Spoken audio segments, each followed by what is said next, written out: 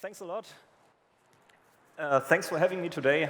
And today I'd like to share some insights into our emission strategy with a focus on the role of sustainable aviation fuel at Lufthansa Group and at Lufthansa Cargo. With my first slide, I'd like to take one step back and define what are we talking about when we say sustainable aviation fuel. We all know kerosene, the propellant of aircraft gas turbine engines. Kerosene essentially is the fraction of crude oil that evaporates anywhere when you heat it between 150 degrees centigrade and 250 degrees centigrade. Pretty simple. It is rather simple to generate kerosene from crude oil. The more complex part is to synthesize kerosene. And this is when we talk about pointer seems to be off. But the synthetic kerosene part, this is essentially kerosene that is not derived from crude oil, but by some sort of chemical engineered facility. And the chemical engineered facility may already use fossil feedstock, for example, natural gas or coal.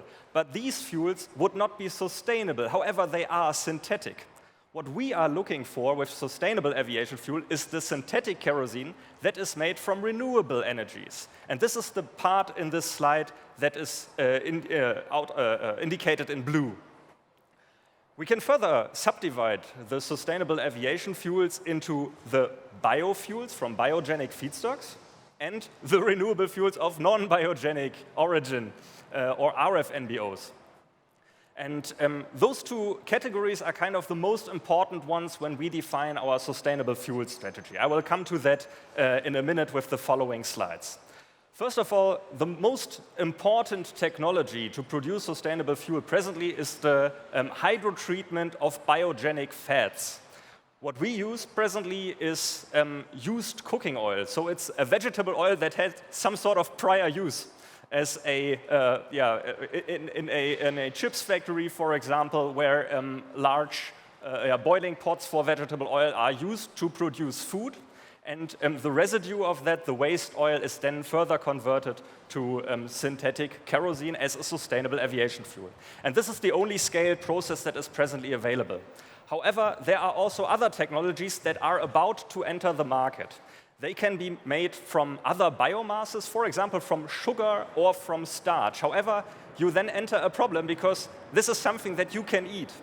And therefore, you have a conflict between food or fuel, and this is not the focus of our attention, therefore. And we do not consider these as actually sustainable. Then there is a third category of biofuels, and these are made from lignocellulosic feedstocks. Lignocellulosic feedstocks is just a poser word for wood.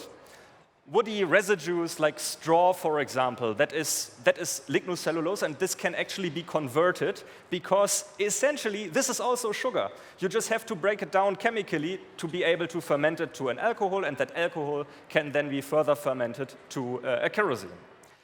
And then the renewable fuels of non-biogenic origins. This is where the power-to-liquid part is inside.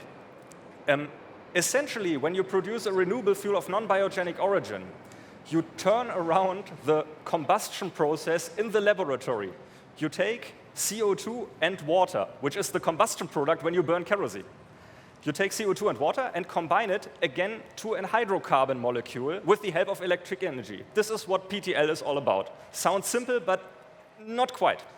And there is a second one. It is the solar fuel. Solar fuel means you again use CO2 and water. However, you do not need any electric energy anymore. You take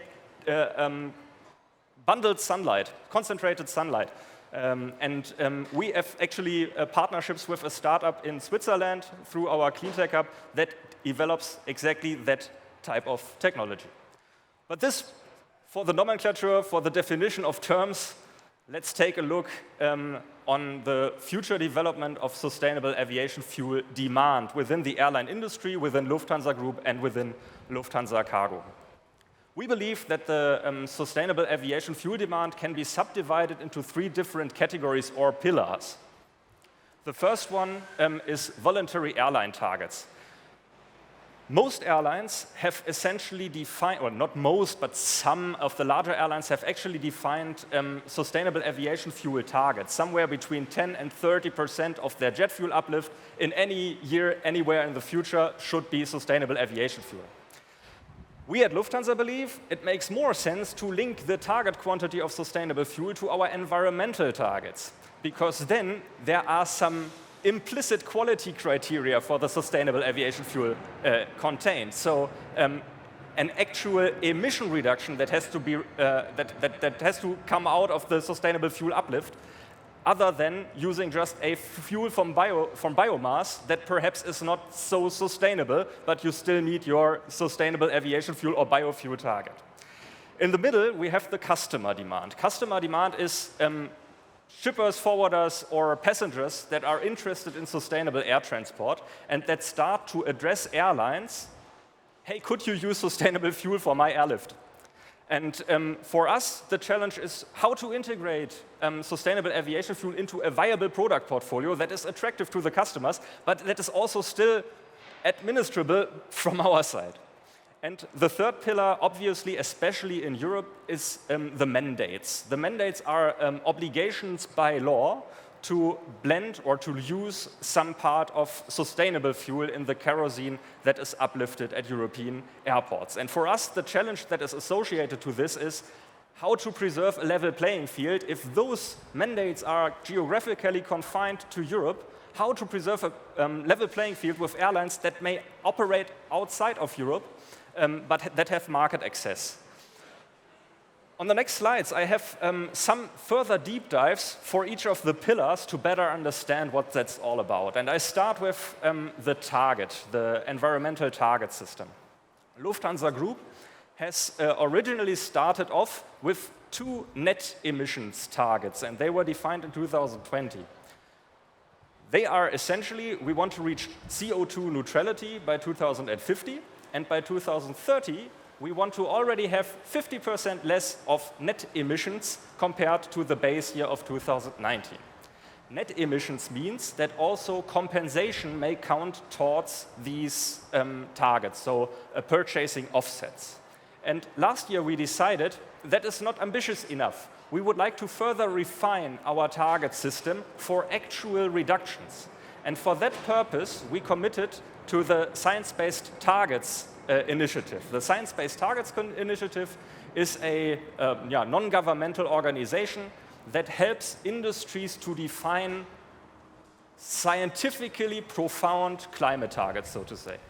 And the essential part is they take into account a carbon budget. So the carbon budget means you can calculate how much CO2 may still be emitted into the atmosphere while keeping the degree of global warming below a certain threshold.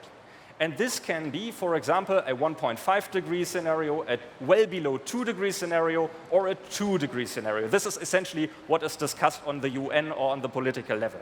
And the Science-Based Targets Initiative picked the well below 2 degrees scenario for their aviation sector guidance. We then applied these rules to Lufthansa, and we applied for a validation, and we expect the results in these days.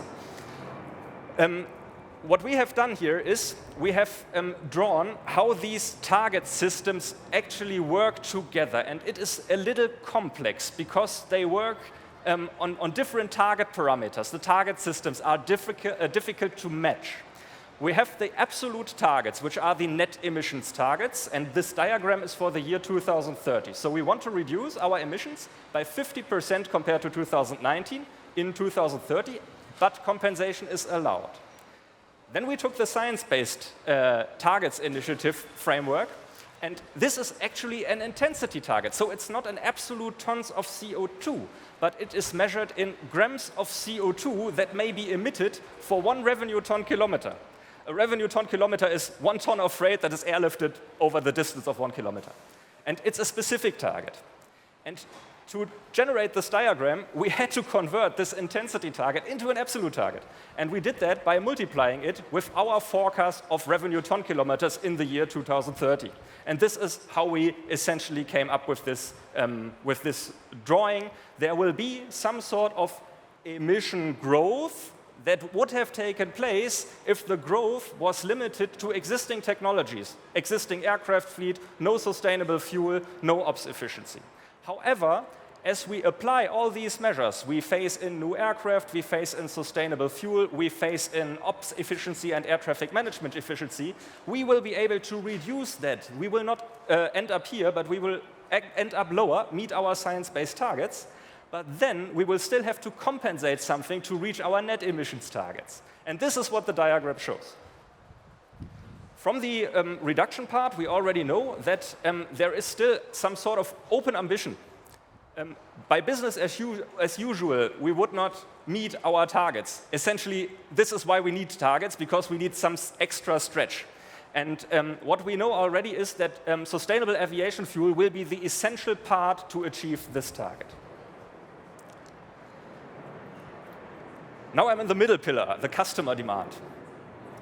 For the customer demand, we have continuously broadened our portfolio of products. We originally started off with a website that was called Compensate.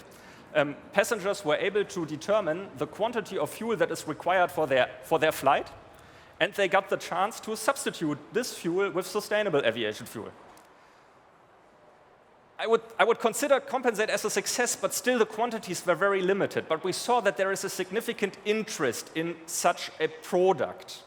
And we opened up this concept for corporate customers, and the quantities kind of skyrocketed, thanks to especially cargo customers and our offer extended to the Lufthansa cargo.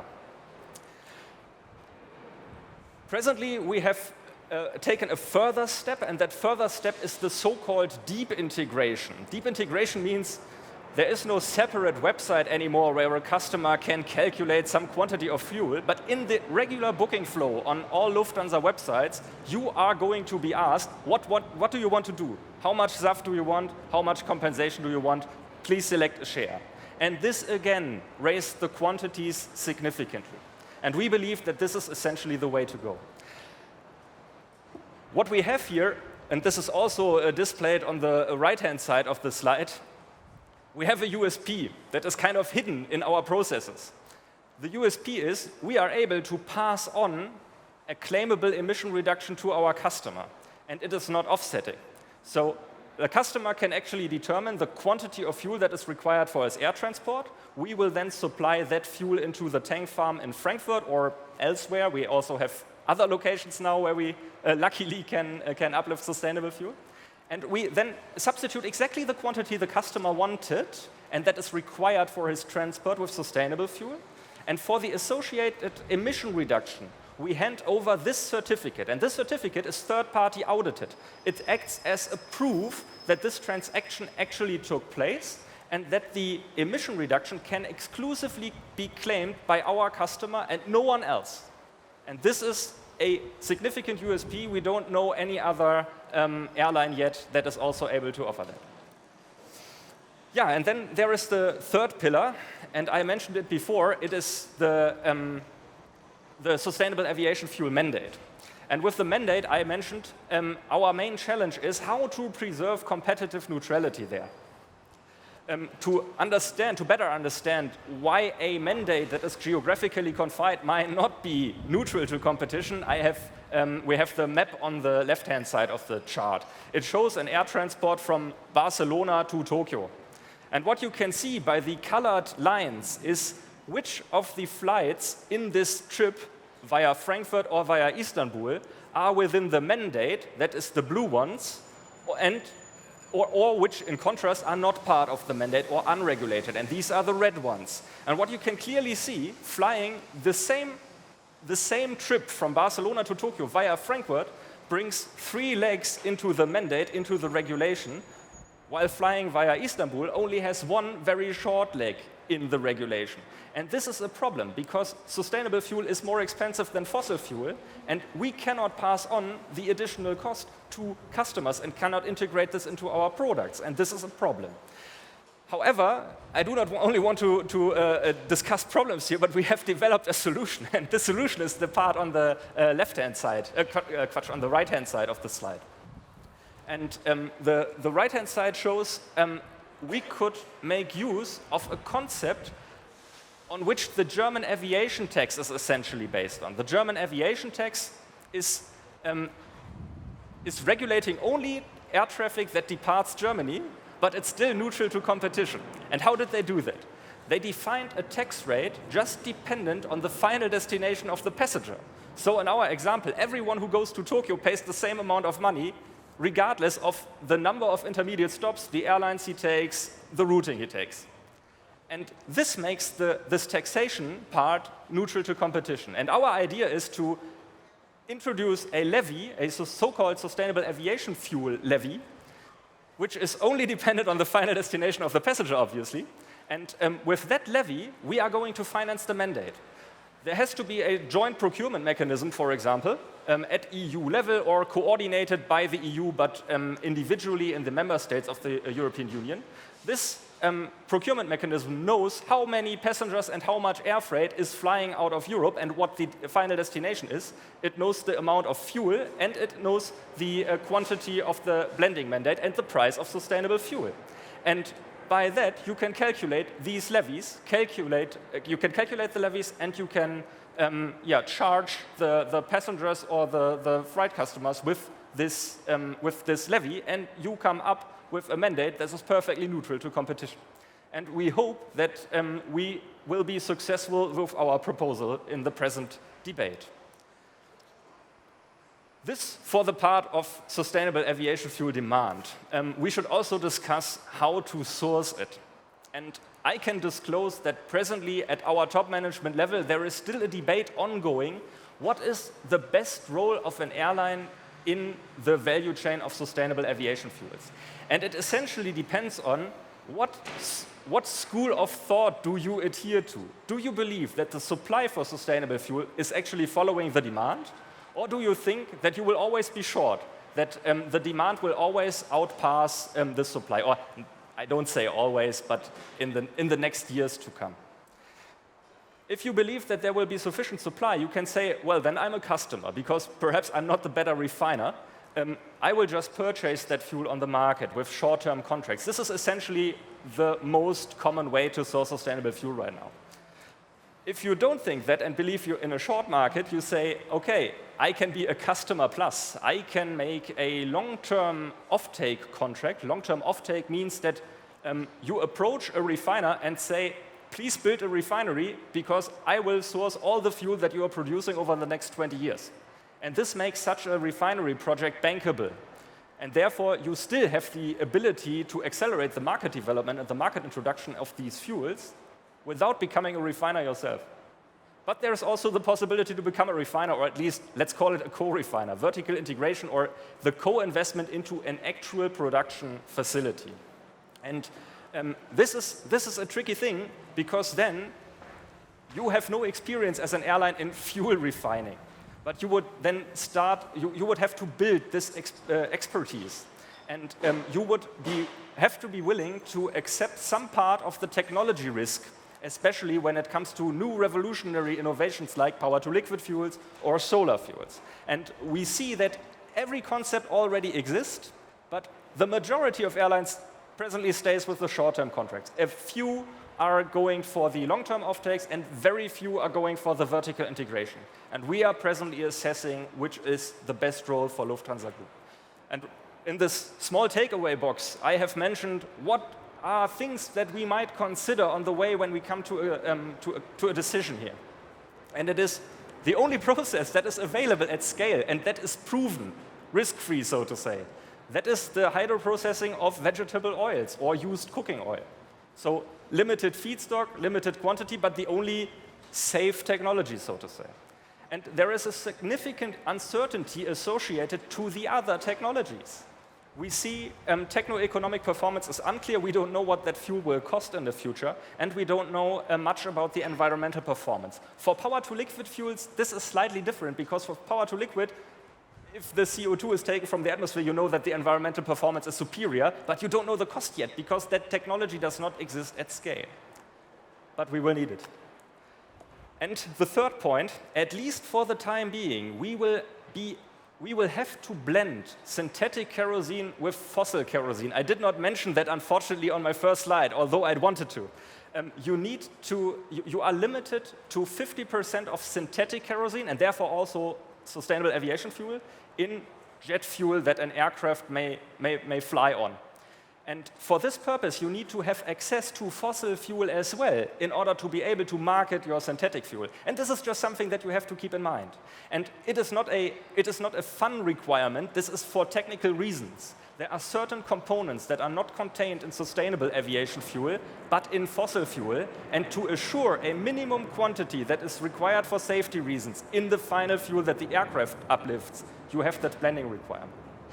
So we might not get rid of that too early. Yeah, and as my last slide, I'd like to conclude with some sort of outlook. Remaining challenges that we have identified, market barriers, so to say, but also derived hypothesis and the wish list, so to say. This blending requirement brings me over to the first point on the remaining challenges side, jet fuel handling. We see a lot of new startups and new technology providers that want to enter the market with their proprietary technology to produce sustainable fuels. However, they have often no experience in handling jet fuel. And this remains a challenge because they will always need a partner that helps them, provides the blending capacity and the fossil fuel for blending. But we also see some sort of obviously low-brainers, but access to logistics. Sustainable aviation fuel or any synthetic kerosene may not enter the NATO pipeline system in Europe, which is the major system for kerosene distribution to major European airports. So there is a physical market barrier here because we cannot put SAF into that. The fuel that we get to Frankfurt that is offered by Lufthansa Cargo, for example, that is coming with ships over the River Rhine. So we would like to go into the pipeline, but we can't.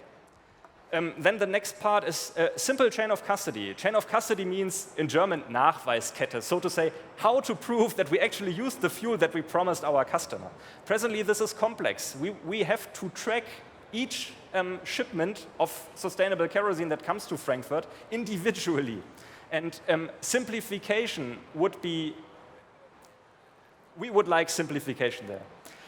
We have fragmented policies. Fragmented policies is what I mentioned with the mandate, obviously limited to Europe, but not only to Europe, even within Europe, there may be differences in the actual mandates. Germany has outlined a power-to-liquid mandate, while the European Union has not. So there will be differences between Germany and the remaining member states of the European Union.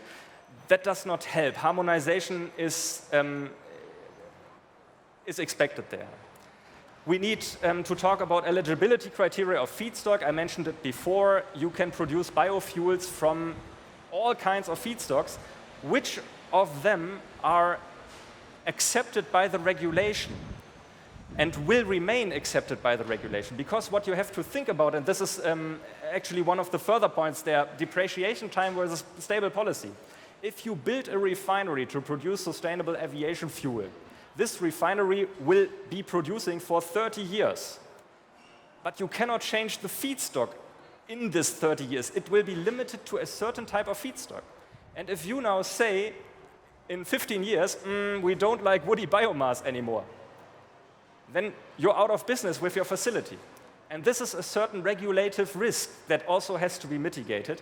And this can be summarized in actually my last point. This all contributes to a de-risk of investments. And if we don't see the de-risk of investments in sustainable aviation fuel facilities, the scale-up will just be slower than it can be. And on the market hypothesis side, we said it before, we said it multiple times. The panel before and in the beginning of the conference said it, aviation is within this transformation process. Customers, there is a clear demand from customers to fly, to ship, and travel in a sustainable way. Sustainable aviation fuel is essentially the most commonly accepted way to achieve sustainable air travel. The image is much better than for compensation.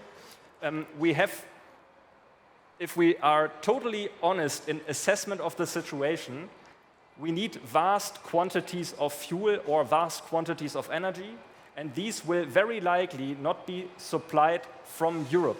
we will have to rely on imports. Just as we do with fossil fuels today, we will also rely on imports with sustainable aviation fuels, at least when the quantities get higher than, let's say, 10% of the fuel mix. And even in ideal conditions, sustainable fuel will likely remain more expensive than the fossil fuel parts. This market introduction will require significant investments, and therefore it needs the involvement of policymakers and of the customers, which closes kind of the cycle. And what we also have the sincere request to preserve the level playing field among airlines, because if this does not work, it may lead also to carbon leakage. Carbon leakage means we have very strict rules in Europe, but nowhere else, so the traffic will just shift away from Europe to a location where regulation is not as tight, and in the end, the emissions will not be mitigated, they will just be somewhere else, but still there. Thanks for your attention. I'm open to questions now.